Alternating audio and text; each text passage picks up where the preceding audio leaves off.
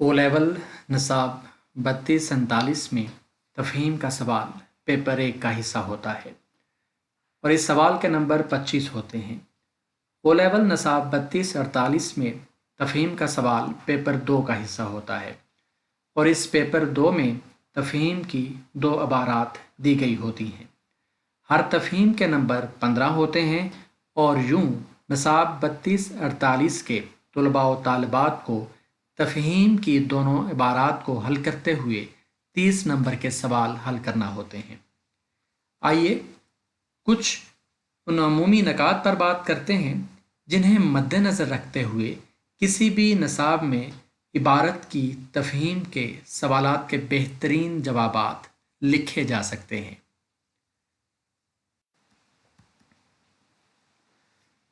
सवालनामे में दी गई इबारत गौर से पढ़ें। याद रखें, इबारत को सिर्फ गौर से पढ़ना ही नहीं, समझना भी ज़रूरी है। बाज़ औक़ात इबारत में कोई एक लफ्ज़ या चंद अल्फाज ऐसे आ जाते हैं जिनके मानी मालूम नहीं होते। ऐसी सूरत में घबराने की बजाय सियाक़ो सबाक़ को मद्देनज़र रखते हुए आसानी से उस लफ्ज़ से मानी अख्ज़ किए जा सकते हैं। मुकम्मल इबारत को पढ़ते हुए यकीनी बनाएं कि आप इस इबारत को समझ चुके हैं। इबारत पढ़ने के बाद पूछे गए सवालात पढ़ें। सवालात पढ़ते हुए उन्हें समझना भी बेहद ज़रूरी है। आपको इल्म होना चाहिए कि सवाल में पूछा क्या गया है और सवाल की हदूद क्या हैं।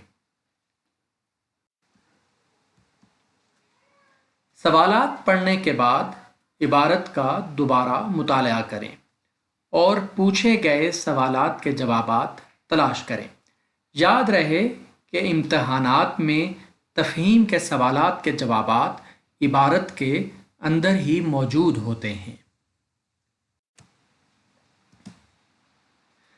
सवालों के जवाब लिखते हुए दुरुस्त इमला और अच्छी लिखाई का ख्याल रखें। तहरीर को कांट छांट से महफूज बनाते हुए जवाबात जहाँ तक मुमकिन हो अपने अल्फाज में लिखें।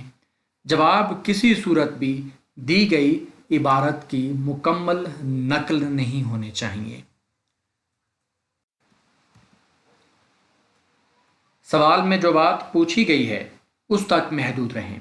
सवाल से हटकर लिखने से आपके नंबर कट सकते हैं।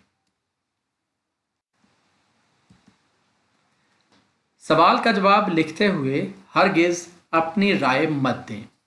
अपनी राय सिर्फ उसी सूरत जवाब में शामिल कर सकते हैं जब मुम्तहिन ने सवाल में आपसे आपकी राय पूछी हो।